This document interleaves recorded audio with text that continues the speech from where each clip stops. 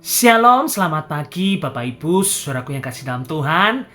Kita bersyukur pagi hari ini kita boleh kembali berjumpa dalam Roti Gembala, di mana Tuhan masih beri kita kesempatan kita boleh ada hari ini dengan tubuh yang sehat, tubuh yang kuat. Ini semua karena kebaikan Tuhan. Amin, saudara. Puji nama Tuhan. Mari saudara kembali pagi hari ini sebelum kita melakukan aktivitas kita. Mari kita bersama-sama kita kembali. Kita merenungkan firman Tuhan. Apa yang Tuhan mau untuk kita kerjakan sepanjang kehidupan kita.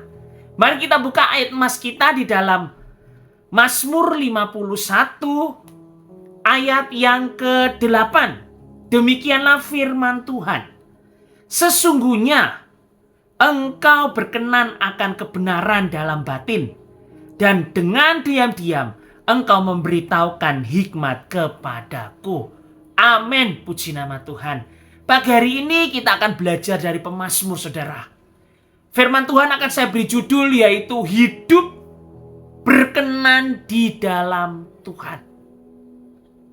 Setiap kita orang percaya pasti ingin hidup di dalam perkenanan Tuhan. Betul, saudara? Kita bisa melihat ada beberapa teladan di dalam Alkitab. Contoh tokoh-tokoh Alkitab seperti Daud, Yusuf, Esther, Abraham, dan sebagainya. Apa yang membuat mereka itu berkenan di hati Tuhan? Bukan karena kepintaran mereka, bukan karena kekayaan, bukan juga karena kedudukan mereka, tetapi saudara, melainkan karena hati mereka yang sungguh-sungguh terarah kepada Tuhan. Mereka semua berjalan dengan iman, taat kepada firman Tuhan, hidup kudus, dan menjaga kebenaran di hadapan Tuhan. Di dalam Roma 4 ayat 18-19 katakan, sebab sekalipun tidak ada dasar untuk berharap, namun Abraham berharap juga dan percaya bahwa ia akan menjadi bapa banyak bangsa menurut yang telah difirmankan. Demikianlah banyaknya nanti keturunanmu. Imannya tidak menjadi lemah, walaupun ia mengetahui bahwa tubuhnya sudah sangat lemah karena usianya telah kira-kira 100 tahun dan bahwa rahim Sarah telah tertutup. Di sini kita lihat, saudara, Abraham itu adalah contoh yang sangat jelas. Meskipun ia sudah tua dan istrinya, firman Tuhan katakan, mandul, Abraham tetap percaya kepada janji Tuhan. Secara mata jasmaninya, Abraham tidak melihat harapan apapun. Tetapi dengan mata batinnya, saudara, Abraham di situ memandang janji Tuhan. Iman itulah yang menyukakan hati Tuhan. Sehingga Abraham, firman Tuhan katakan, disebut sebagai bapak orang beriman. Dari kisah ini, saudara, kita bisa belajar bahwa perkenanan Tuhan itu tidak tergantung pada keadaan kita. Tetapi perkenanan Tuhan itu tergantung pada hati yang tetap percaya, hati yang setia kepada Tuhan. Kita akan belajar bersama-sama ciri apa saja orang yang hidup berkenan di dalam Tuhan itu, seperti apa ciri-cirinya. Kita akan belajar ada 4 ciri. Yang pertama, kita buka di dalam Ibrani 11 ayat yang ke-6. Saya bacakan, demikianlah firman Tuhan. Tetapi tanpa iman tidak mungkin orang berkenan kepada Allah.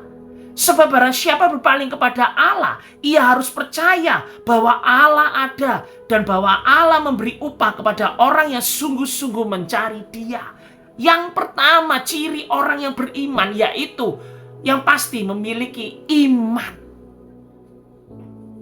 Iman itu adalah percaya penuh bahwa apa yang Tuhan katakan itu pasti benar, meskipun kenyataannya belum terlihat. Iman membuat kita itu tidak menyerah untuk menghadapi situasi yang sulit. Karena kita tahu Tuhan selalu memegang janji-janjinya. Kita akan belajar dari Abraham, saudara. Ketika Abraham berani memutuskan untuk meninggalkan tanah kelahirannya menuju tempat yang disebut tanah perjanjian.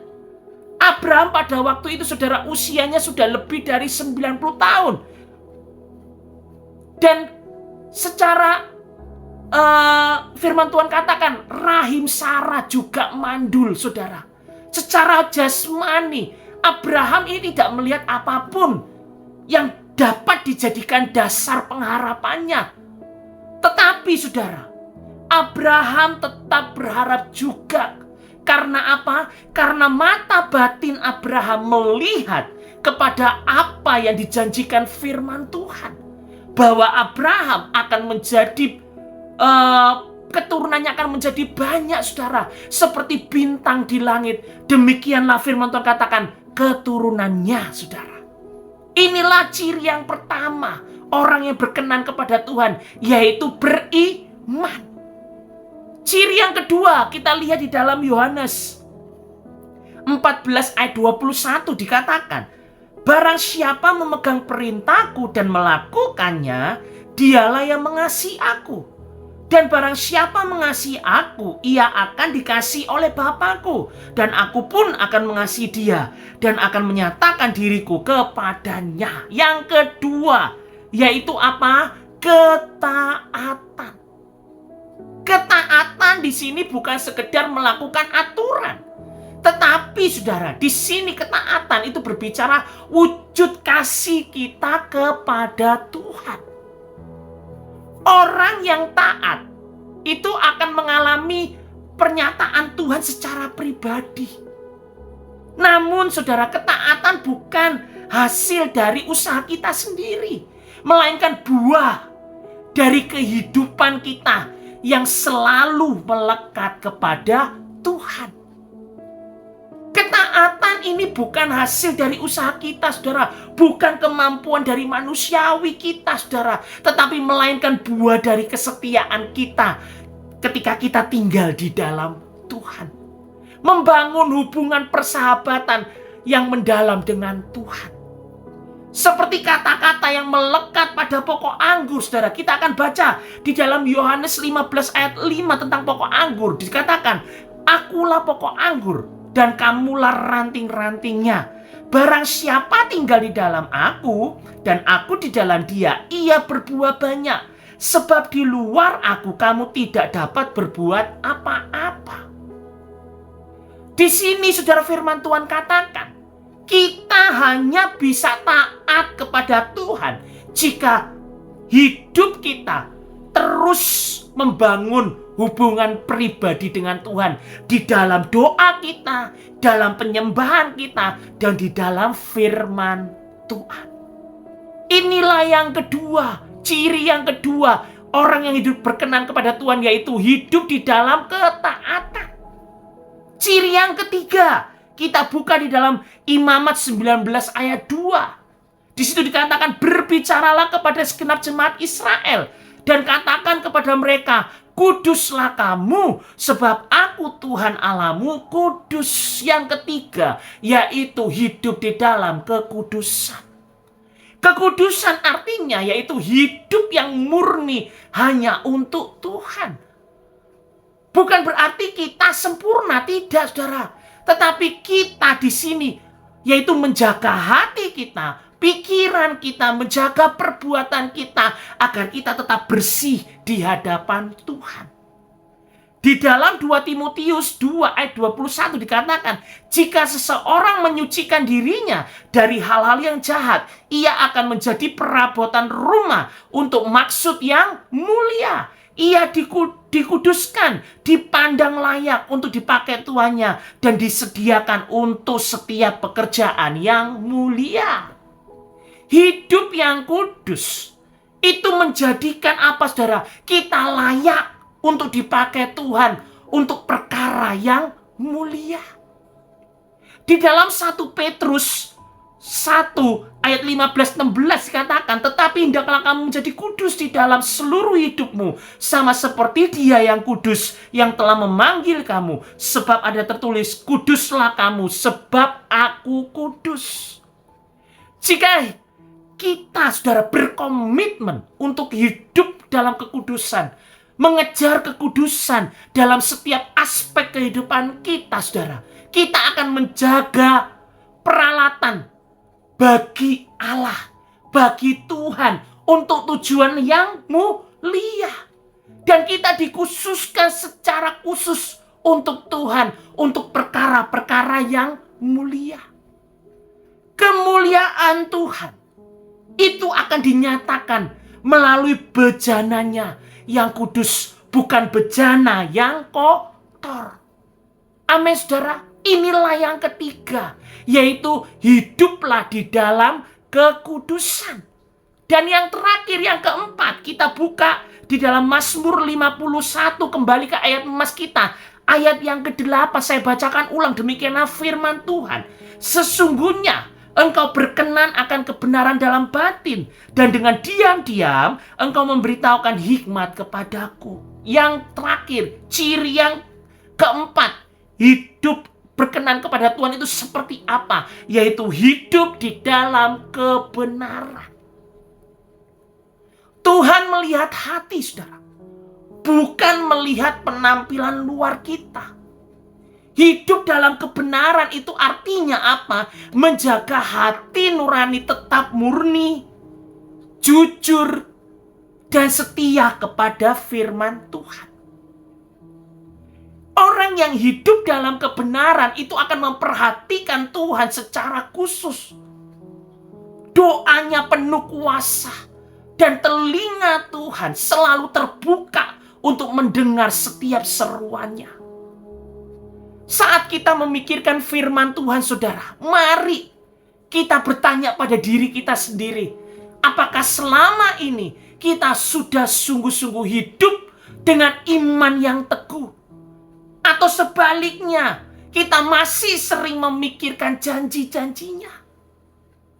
Apakah kita sudah belajar hari ini taat dalam hal-hal kecil ataupun hal-hal yang besar? Atau hanya saja kita taat ketika sesuai dengan keinginan kita? Apakah kita sungguh-sungguh menjaga kekudusan hidup kita? Ataukah kita masih bermain-main dengan dosa yang menjauhkan diri kita di hadirat Tuhan? Dan yang terpenting, saudara, apakah kebenaran firman Tuhan itu benar-benar menjadi pedoman dalam setiap langkah kehidupan kita? Atau kita masih lebih sering mengandalkan logika kita, mengandalkan keinginan pribadi kita? Pagi hari ini firman Tuhan mengingatkan kita kembali. Mari dengan kita membangun hubungan yang intim dengan Tuhan, saudara, kita akan diberikan kekuatan, diberikan kemampuan untuk kita bisa menghidupi 4 ciri yang kita baru pelajari di atas. Yaitu apa? Hidup di dalam iman, hidup di dalam ketaatan, hidup dalam kekudusan, hidup dalam kebenaran. Apabila kita selalu membangun hubungan intim dengan Tuhan, dan kita percaya kita dapat melakukan 4 hal ini, saudara, sehingga hidup kita semakin hari semakin berkenan kepada Tuhan. Amin. Inilah firman Tuhan buat kita pagi hari. Mari kita tundukkan kepala kita berdoa. Bapa yang dalam surga, kami bersyukur untuk kebaikan Tuhan, kasih anugerah Tuhan. Hari ini kami ada semua karena anugerah-Mu, Bapa. Kami percaya pagi hari ini firman Tuhan kembali mengingatkan kami untuk kami selalu hidup berkenan kepada Tuhan. Tuhan, kami rindu setiap hari kami mau membangun hubungan kami lebih lagi dalam Engkau, Tuhan. Kami percaya setiap kata-kata firman-Mu yang pagi hari ini kami dengar, itu akan tertanam dalam hati kami dan akan berbuah dalam kehidupan kami. Terima kasih Tuhan, terima kasih Bapa. Kami mau serahkan hari ini dalam tangan Tuhan. Setiap apapun yang kami kerjakan, keluarga kami, terlebih masa depan dan kehidupan rohani kami ke dalam tangan-Mu Tuhan. Terima kasih Tuhan, terima kasih Bapa.